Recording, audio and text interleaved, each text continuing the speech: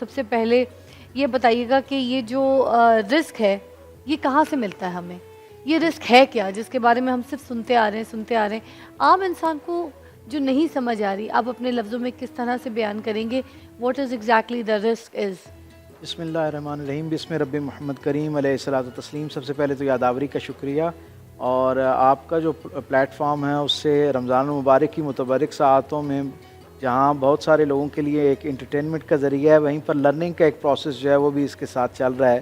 اللہ تعالیٰ آپ کی توفیقات میں آرام برکتیں عطا فرمائے۔ اور مجھے سچی بات ہے، یہاں بچوں کو اذان دیتے ہوئے اور ان کو سن کر بہت خوشی ہوئی، اور جب یہ یہاں اذان دے رہے تھے تو میرے دل میں ایک جذبہ جو ہے وہ جذبات کی شکل اختیار کرتے ہوئے بار بار میرے دل سے دماغ کو جاتے رستوں کو معطر کر رہا تھا کہ میں کر رہا ہوں تیری چشم نم سے اندازہ، میں کر رہا ہوں تیری چشم نم سے اندازہ کہ آنے والے زمانے بہت حسین ہوں گے۔ واہ!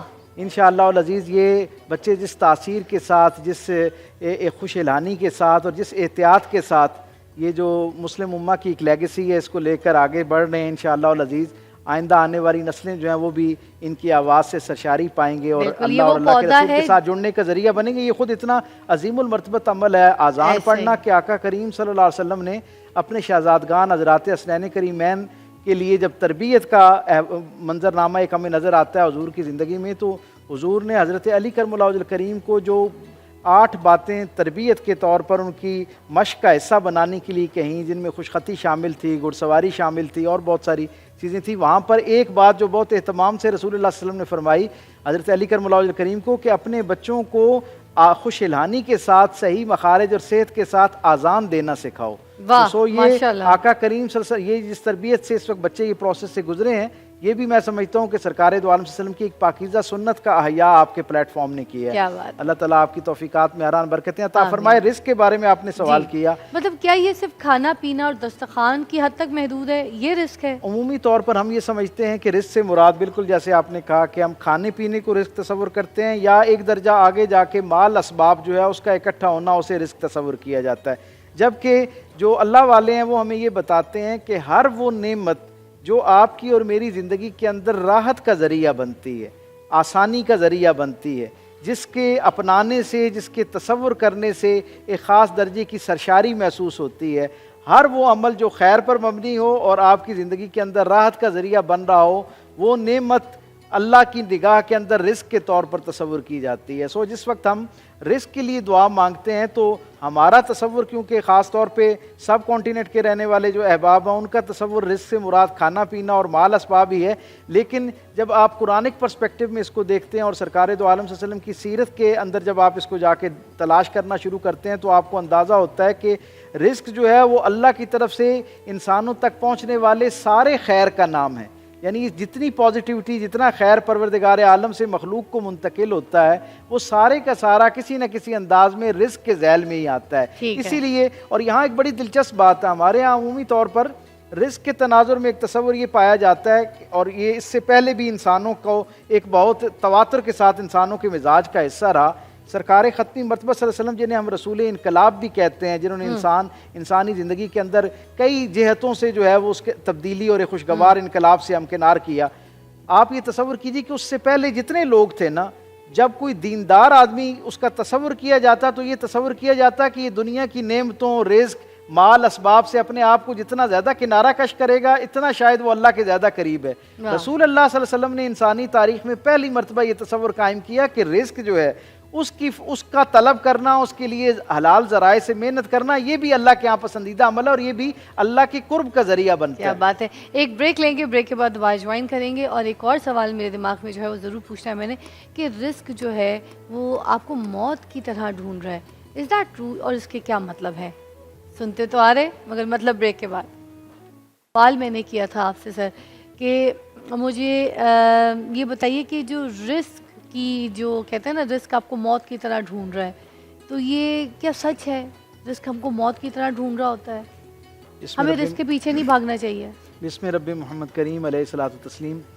سب سے پہلے تو ہمیں یہ سمجھنا چاہیے کہ رزق ان چند چیزوں میں سے ہے جن کا اہتمام پروردگار عالم نے انسان کے دنیا میں آنے سے پہلے ہی اس کے بارے میں متعین کر رکھا ہے، اور جسے ہم عمومی طور پر ہم کہتے ہیں نا کہ فلاں چیز تقدیر میں تھی، تو تقدیر سے مراد عربی کا لفظ قدر جو ہے اس سے تقدیر نکلا ہے، اور اس سے مراد پروردگار عالم کا کسی انسان کی زندگی کے معاملے میں جو ایک اندازہ یا ارادہ ہے اس کا نام تقدیر ہوتی ہے۔ سو رزق کے معاملے میں بھی پروردگار عالم صلی اللہ علیہ وسلم نے، اللہ رب العزت نے یعنی سرکار دو عالم صلی اللہ علیہ وسلم کی زبان اطہر سے ہم تک یہ بات پہنچائی ہے کہ انسان ابھی تخلیق۔ ایک کال شامل کرنا چاہیں گے پروگرام میں، کیونکہ ہم نے ایک گفٹ بھی کرنا ہے، اور ساتھ ساتھ یہاں پہ جتنے جو آڈینس ہیں یہ تو رہتے ہیں ہمارے ساتھ سلسلہ گفٹ کا، مگر اس کے علاوہ ایک کال بھی شامل کریں گے تاکہ ان کے ساتھ بھی سلسلہ شامل رہے۔ ہمارے پاس کون ہے؟ السلام علیکم جی، کال پہ ہے کوئی؟ وعلیکم السلام جی، میں ارشد جمیل بات کر رہا ہوں۔ کون بات کرے؟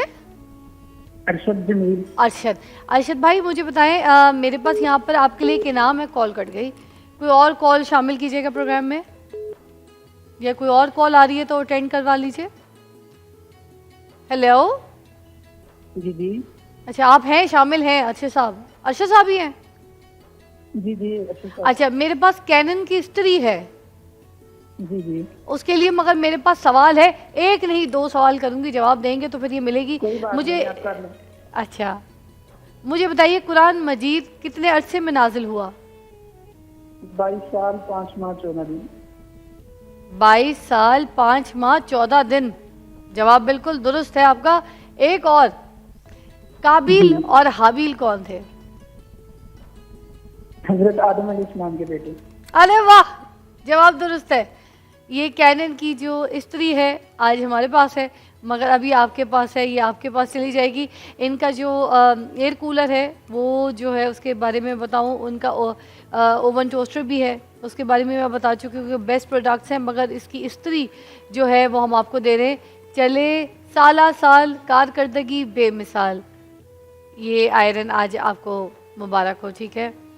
ریسٹ فری استری ہے، ایزی گرپ ہے اس کی، اور اس کے علاوہ اس کے اندر نان سٹک جو اس کا سول ہے جس سے چپکتا نہیں، آپ کے کپڑوں کو جلاتا نہیں، نشان نہیں کرتا، اس کی پروڈکٹ بہت اچھی ہے کینن کی۔ People mostly like this iron, ہی آپ کی ہوئی، ٹھیک ہے۔ چلے جی، اب ہم یہ بھی بتا دیں کہ دسترخوان تو ہمارا لگ چکا ہے یہاں پر، مگر ہم کیونکہ گفتگو کر رہے تھے تو اس پہ بات کرنا چاہیں گے دوبارہ اس موضوع پہ۔ آپ بتا رہے تھے کہ ہم رزق کے پیچھے نہ بھاگے، رزق ہمارے پیچھے خود آئے گا، موت کی طرح ہمیں ڈھونڈ رہا ہے۔ پروردگار عالم کی طرف سے جو چیزیں متعین کر دی گئی ہیں ان میں سے جیسے موت کا وقت متعین ہے، اسی طرح رزق کا وقت جو ہے اور اس کی مقدار وہ بھی اللہ رب العزت نے متعین کر رکھی ہے۔ اور رزق کا معاملہ تو اللہ کے ہاں اتنا یعنی خوشگواری کے ساتھ اس پہ پروردگار عالم نے جو ہے اس کا انتظام کر رکھا ہے کہ ابھی ایک بچہ اپنی ماں کے شکم کے اندر موجود ہوتا ہے اور ابھی اس نے اس طرح کی ساخت بھی نہیں پائی ہوتی، اس کے خد و خال اس انداز میں نمایاں نہیں ہوئے ہوتے کہ پروردگار عالم جو ہے اس کی طرف سے جو 4 فرمان رحمت اس کے لیے جاری ہوتے ہیں، ان میں سے ایک بات اس کی پیشانی پر یہ لکھ دی جاتی ہے کہ اس نے پوری زندگی میں رزق کتنا جو ہے اس کے زیر استعمال رہنا ہے، کتنا رزق اس تک پہنچنا ہے اور اس نے کتنا استفادہ کرنا ہے۔ یہ ہے پروردگار عالم کا ایک اندازہ اور جو متعین پروردگار عالم نے کر دیا ہے۔ لیکن عمومی طور پر ہمارے ہاں یہ تصور کیا جاتا ہے کہ شاید جو لکھ دیا گیا ہے بس وہ ہی ملنا ہے۔